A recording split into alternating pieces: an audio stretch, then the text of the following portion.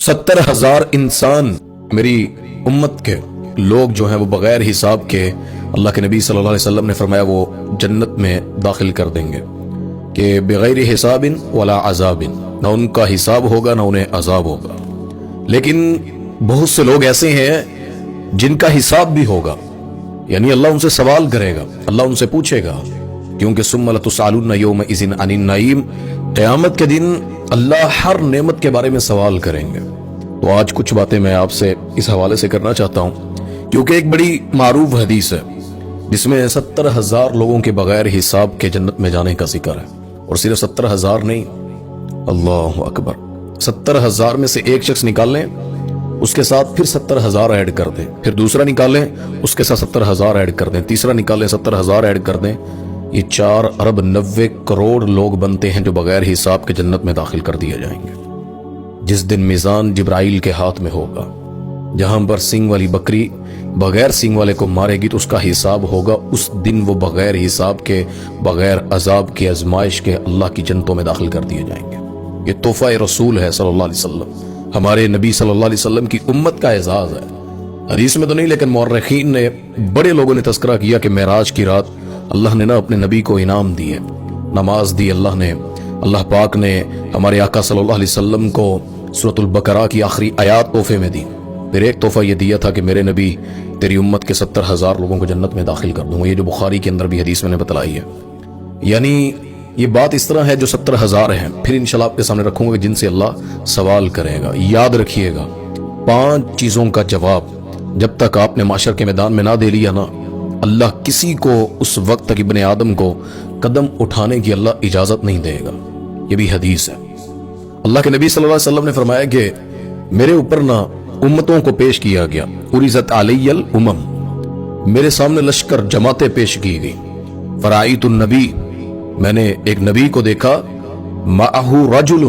ان کے ساتھ ایک شخص ہے، ورجلان، اور ایک نبی کے ساتھ صرف 2 مسلمان جو ہوئے وہ 2 شخص اس کی امت تھے، بعض کے ساتھ کچھ زیادہ تھے، بعض اکیلا نبی بھی تھا، کوئی ان پر ایمان نہیں لایا، حتیٰ کہ کہتے ہیں میرے اوپر ایک بہت بڑی امت لشکر پیش کیا گیا۔ تو اللہ کے نبی صلی اللہ علیہ وسلم نے فرمایا کہ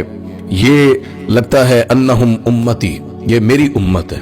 یعنی اتنی بڑی تعداد اللہ مجھے دکھا رہا ہے، یہ میری امت ہے۔ تو اللہ کے نبی صلی اللہ علیہ وسلم بتلاتے ہیں کہ مجھے بتلایا گیا کہ یہ موسیٰ علیہ السلام کی امت ہے۔ تو انسان کو ہوتا تو ہے کہ پتہ نہیں میری امت کہاں ہے، ہر نبی کی یہ کوشش ہوتی تھی کہ میری امت جنت میں زیادہ جائے، زیادہ میں کوشش کر کے مسلمان کر سکوں۔ اللہ کے نبی صلی اللہ علیہ وسلم کو بھی انسان تھے، طلب تھی اور کوشش تھی، قربانیاں تھی کہ میری امت کہاں گئی، میری جماعت، وہ میری ٹیم، میرا لشکر۔ پھر فرمایا کہ وہ سواد اعظم، وہ بڑا لشکر اللہ کے نبی صلی اللہ علیہ وسلم کو ایک اور دکھایا گیا، اور فرمایا کہ اللہ کے نبی صلی اللہ علیہ وسلم یہ آپ کی امت ہے، ھذہ امتک ومعہم 70,000 یدخلون الجنۃ بغیر حساب ولا عذاب۔ بہت بڑی تعداد میں امت دکھائی اللہ نے، اور ساتھ فرمایا کہ ان میں 70,000 آ گیا کہ وہ ہیں جو بغیر حساب کے جنت میں داخل ہو جائیں گے۔ اب اللہ کے نبی صلی اللہ علیہ وسلم جب وہ کہا گیا نا کہ معراج کی رات یا زمین پر بھی جیسے بھی یا خواب میں اللہ نے دکھلایا، تو دل میں آتا ہی ہوگا کہ میری تعداد تو صحابہ کی لاکھوں میں چلی جانی ہے، یعنی اتنے بڑے لشکر ہیں، اتنے ملک ہیں، تو میری امت تو قیامت تک آئے گی، 70,000 تو بہت تھوڑے ہیں۔ یعنی ابھی آپ دیکھیں دنیا میں موجود 2.25 ارب مسلمان ہیں، تو 70,000 کیا ہے؟ اللہ تعالیٰ نے اپنے نبی کو دیکھا، اس کے دل کی کیفیت کو دیکھا، تو جبرائیل کو حکم دیا کہ جائیں میرے نبی سے کہیں، یعنی پریشان نہیں اللہ کرنا چاہتا تھا، فرمایا کہ ان سے کہیں ایک شخص 70,000 سے نکال لیں، اس کے ساتھ 70,000 جمع کر دیں، اس طرح ایک کے ساتھ 70,000 یہ ملٹیپلائی کرے نا، 4 ارب 90 کروڑ بندہ بنتا ہے، 5 بلین کے قریب اللہ ان کو بغیر حساب کے جنت میں داخلہ دے دے گا، اللہم اجعلنا منہم۔ لیکن میرے بھائی مسلمانوں، اللہ تعالیٰ ایسا نہیں ہے کہ ہر کسی کو اس میں شامل کر دے گا، ہمیں تو سوچنا ہے، بچنا ہے۔ جس طرح کہا جاتا ہے نا کہ اللہ ساری دنیا کو جنت میں داخل کر دے، صرف ایک شخص جس کو اللہ جنت میں نہ جانے دے، تو مجھے یہ ڈر ہے، میرے دل میں یہ خوف ہے کہ وہ کہیں میں ہی ہوں گا۔ تو یہ خوف ایمان کی، رغبت کی، اللہ کو سمجھنے کی، توبہ استغفار کرنے کی ایک علامت ہوتی ہے، کیونکہ قیامت کے دن ثم لتسألن یومئذ عن النعیم، اللہ نے سوال کرنا ہے ہر نعمت کے بارے میں۔ یہ زندگی ایسی نہیں ہے فضول پیدا کر دیے گئے، اللہ نے انسان کو کس لیے پیدا کیا؟ وما خلقت الجن والانس الا لیعبدون،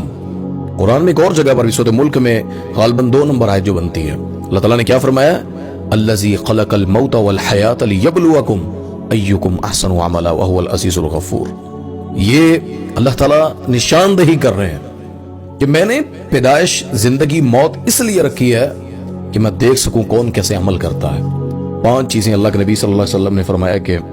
جب تک، عبداللہ ابن مسعود رضی اللہ تعالیٰ عنہ راوی ہیں اس حدیث کے، فرمایا کہ جب تک کوئی لا تزول قدم عبد یوم القیامت حتی یسأل عن 5، 5 چیزوں کے بارے میں جب تک اس سے سوال نہیں ہو جائے گا نا تو ابن آدم اپنے قدم نہیں اٹھا سکے گا۔ اس کو جواب دینا ان 5 چیزوں کے بارے میں۔ ان میں سے سب سے پہلی چیز، اللہ پوچھیں گے کہ میں نے تجھے عمر دی، زندگی دی، تو نے کہاں گزاری؟ آتا ہے حدیث میں نعمتان مغبون فیہما کثیر من الناس، 2 نعمتیں اللہ کی ایسی ہیں جن کی لوگ قدر ہی نہیں کریں گے، اللہ دے گا انہیں، الصحت والفراغ، صحت اور فرصت، یعنی زندگی، عمر۔ اللہ نے انسان کو صحت دی، انسان فکر ہی نہیں کرتا، سویا رہتا ہے، گناہوں میں اپنے ٹشن میں رہتا ہے۔ جب بیمار ہوتا ہے تو پھر کہتا ہے یار کاش صحت مل جاتی۔ جب بڑھاپے میں سجدے نہیں ہوتے پھر کرسی پہ بیٹھ کے تڑپتا ہے کہ کاش میں سجدہ زمین پہ کر سکتا۔ اور والفراغ، اور جب اللہ فرصت دیتا ہے، فرصت کے لمحات ہم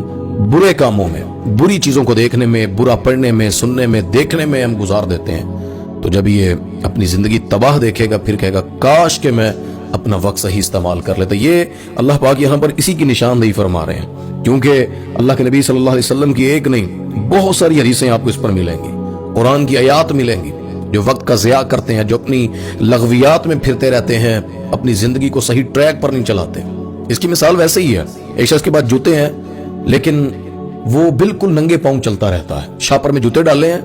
اور زمین پر ننگے پاؤں چلتا ہے، یعنی تھوڑے عرصے کے بعد اس کے پاؤں پھٹنا شروع، گندے ہو جائیں گے، بیماریاں شروع ہو جائیں گی، حتیٰ کہ وہ ٹانگیں بھی اس کی بیماری میں مبتلا ہو جائیں گی جہاں جوتے استعمال نہیں کیے جائیں گے۔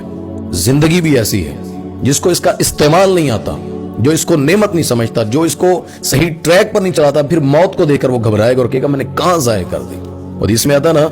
5 چیزوں سے پہلے نعمت ہوتی ہیں، اس کے اندر زندگی موت سے قبل، یہ اللہ کی بہت بڑی نعمت ہے۔ تو زندگی کہاں لگا رہے ہیں، اپنی صلاحیت کہاں لگا رہے ہیں، اس کو نوٹ کیا کریں۔ وہ قرآن میں آتا ہے نا، اللہ تعالیٰ فرماتا ہے یا ایھا الانسان انک کادح الی ربک کدحا فملاقیہ، اے انسان تو آہستہ آہستہ، رفتہ رفتہ تو اپنے رب کی طرف جا رہا ہے، فملاقیہ، پھر ان قریب جلدی پس تو اپنے رب سے پھر ملاقات کر لے گا۔